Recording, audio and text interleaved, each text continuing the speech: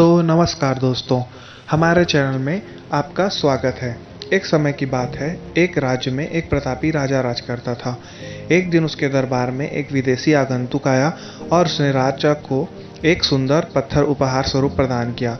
राजा वह पत्थर देख बहुत प्रसन्न हुआ। उसने उस पत्थर से भगवान विष्णु की प्रतिमा का निर्माण कर उसे राज्य के मंदिर में स्थापित करने का निर्णय लिया और प्रतिमा निर्माण का कार्य राज्य के महामंत्री को सौंप दिया। महामंत्री गांव के श्रेष्ठ मूर्तिकार के पास गया और उसे वह पत्थर देते हुए बोला, महाराज, मंदिर में भगवान विष्णु की प्रतिमा स्थापित करना चाहते हैं। 7 दिवस के भीतर इस पत्थर से भगवान विष्णु की प्रतिमा तैयार कर राजमहल पहुंचा देना। इसके लिए तुम्हें 50 स्वर्ण मुद्राएं दी जाएगी। 50 स्वर्ण मुद्राएं की बात सुनकर मूर्तिकार खुश हो गया और महामंत्री के जाने के उपरांत प्रतिमा का निर्माण कार्य प्रारंभ करने के उद्देश्य से अपने औजार निकाल लिए।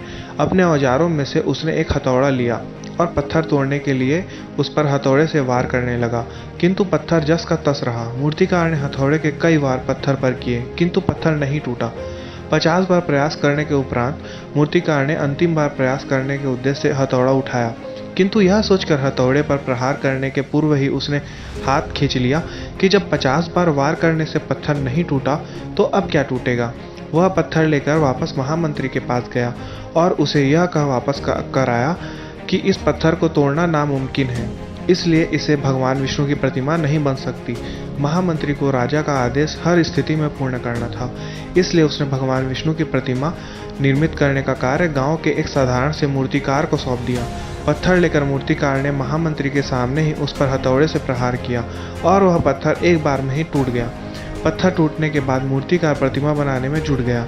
इधर महामंत्री सोचने लगा कि काश पहले मूर्तिकार ने एक अंतिम प्रयास किया होता तो सफल हो गया होता और 50 स्वर्ण मुद्राएं का हकदार होता।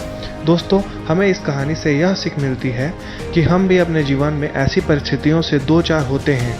कई बार किसी कार्य को करने के पूर्व या किसी समस्या के सामने आने पर उसका निराकरण करने के पूर्व ही हमारा आत्मविश्वास डगमगा जाता है और हम प्रयास किए बिना ही हार मान जाते हैं। कई बार हम 1-2 प्रयास में असफलता मिलने पर आगे प्रयास करना छोड़ देते हैं, जबकि हो सकता है कि कुछ प्रयास और करने पर कार्य पूर्ण हो जाता या समस्या का समाधान हो जाता। यदि जीवन में सफलता प्राप्त करनी है तो बार बार असफल होने पर भी तब तक प्रयास करना चाहिए या प्रयास छोड़ना नहीं चाहिए जब तक सफलता प्राप्त नहीं हो जाती। क्या पता जिस प्रयास को करने के पूर्व हम हाथ खींच लें वही हमारा अंतिम प्रयास हो और उसमें हमें कामयाबी प्राप्त हो जाए। दोस्तों, आपको हमारी स्टोरी लगी अच्छी तो उसको लाइक कर दें, कमेंट करें और अपने दोस्तों के साथ शेयर करें। धन्यवाद।